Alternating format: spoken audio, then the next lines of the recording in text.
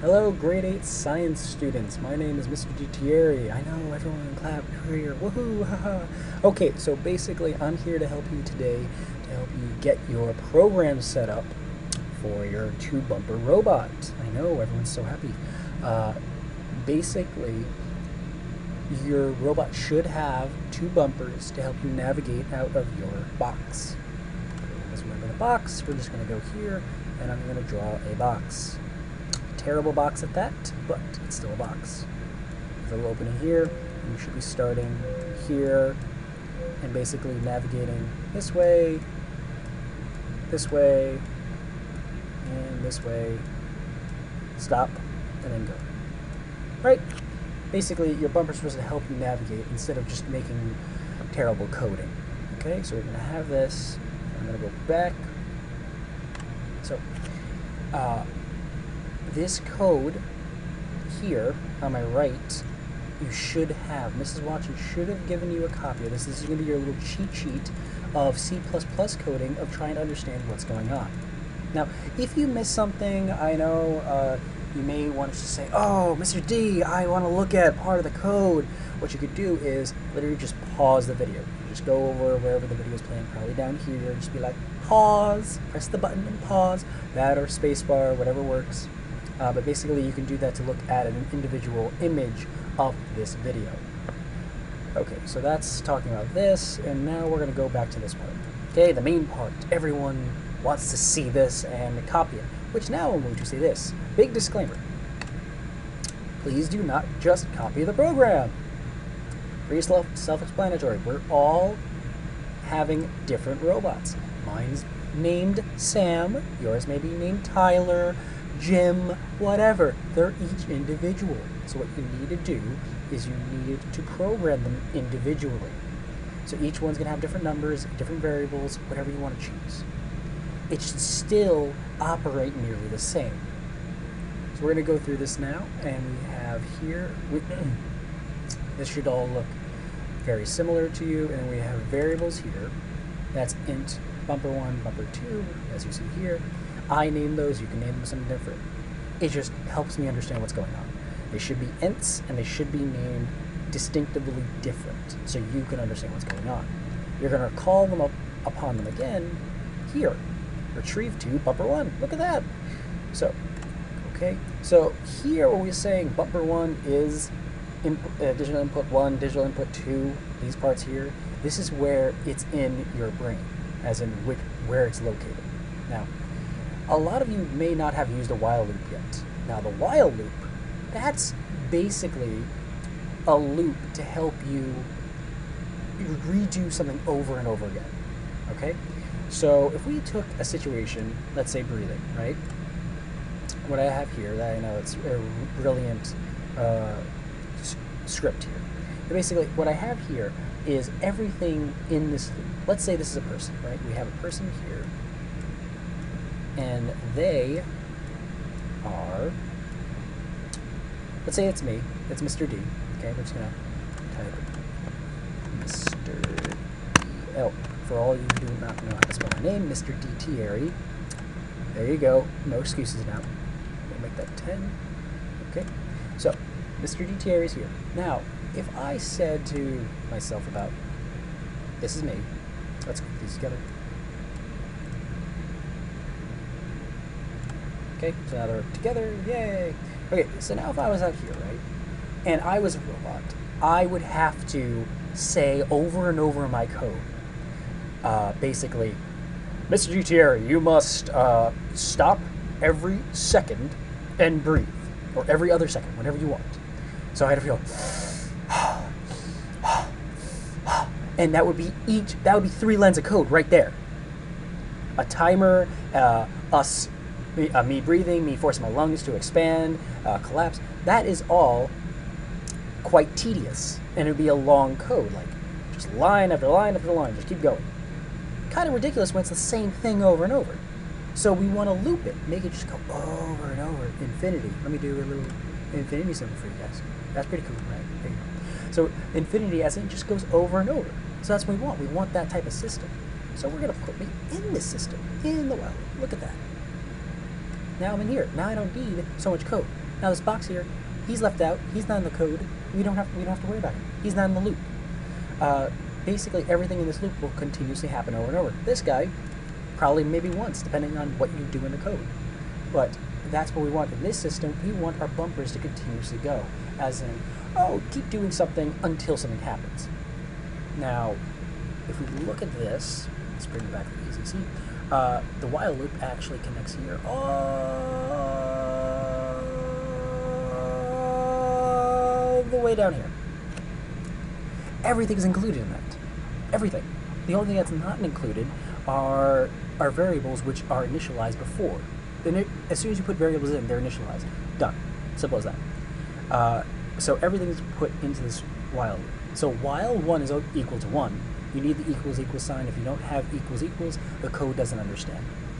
It's just it's the way it's formatted. You need to have your bumper 1 like this, and you need to have initialized to the correct port. But now you're wondering, well, if? What does that matter? Why is that there? And else if? Oh God. Well, basically, if we were, let's say, go back to the situation of the person, Mr. GTR breathing, wouldn't there be conditions that we don't want to breathe in? And Mr. D, that sounds bad. No, think about it for a second. Basically, if we take this situation now, and we take it to this, I'm going to increase my pen size. If I did this, oh, that's not what I wanted. Well, hopefully it works. Okay. So basically, if I took myself, right, and in life, I've gone swimming, pretty sure you have as well. Would I want to breathe underwater? Oh no! Oh, I can't breathe! Save me! I'm drowning! Because now I'm swallowing water. I can't survive like that. That's why I hold my breath. So I have to have a condition saying, wait, if I'm in water, let me just move that over here. If I'm in water, I don't want to breathe. This thing. I don't want to do that. So what I want to do is put a condition.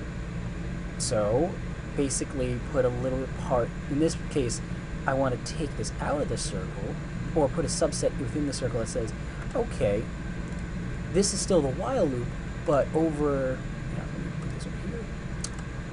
Let's change this to green, back to this size. From here to here, I say skip. I say skip this part unless something happens. And in this point, I'm in water in this position. So it doesn't skip it, it tells me to do something else. And in this place, it's telling me to not breathe. Okay? Because you don't want to breathe underwater, you're going to drown. So that's what the if statement's for. But then if we look back at the code, we are also having something else. We also have an else if. Well, okay, so basically if we look at this, we'd say, okay, Mr. GTR, you're in water, you're told to breathe forever. But if you're in water, you shouldn't breathe. Otherwise, which is a synonym in computer language for else if, so it's otherwise, if, let's say, something else happens, let's say if I'm in a vacuum, as in space, I don't want to breathe either there, because there's no air, I'll be gasping. So that's another conditional statement. So we go back to here, and we say, okay, well, that's one condition. Let's take another one. Let's use red. This is another. So here we go. From this point on, we want to be excluded out of the breathing circle as well. Okay? So that's here, but then there's the rest of the circle. So what happens to the rest? Well, that's what's left, and that's in computer language called else. Whatever is left is else. So let's go back to EZC.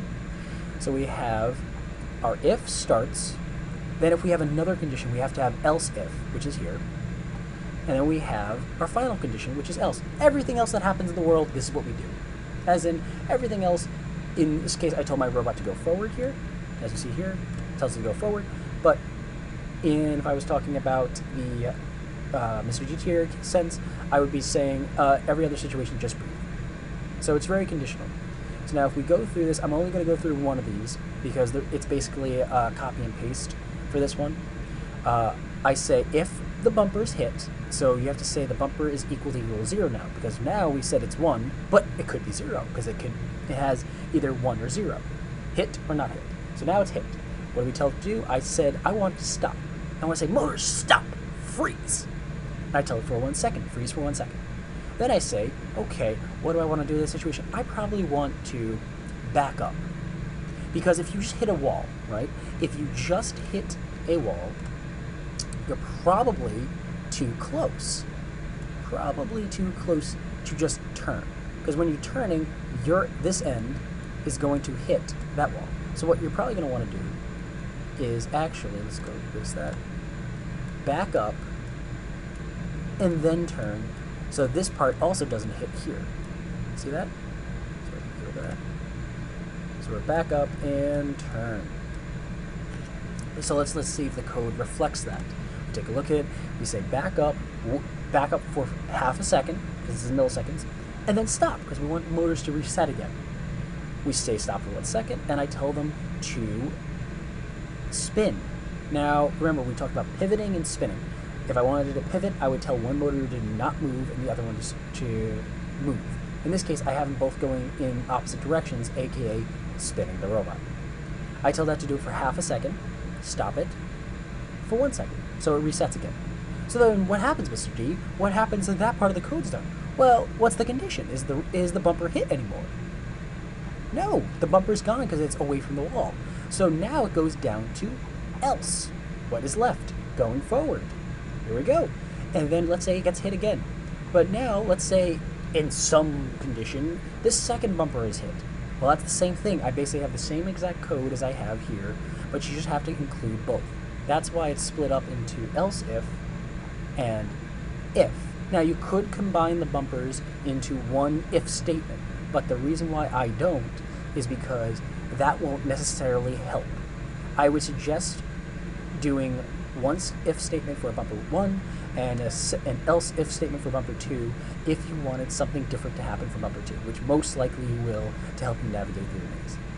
So this is our video. I hope this was at least somewhat educational, you're not falling asleep, and that your robots go great, and if not, I'll laugh. You know I will. Alright, see you all very soon. Okay, bye.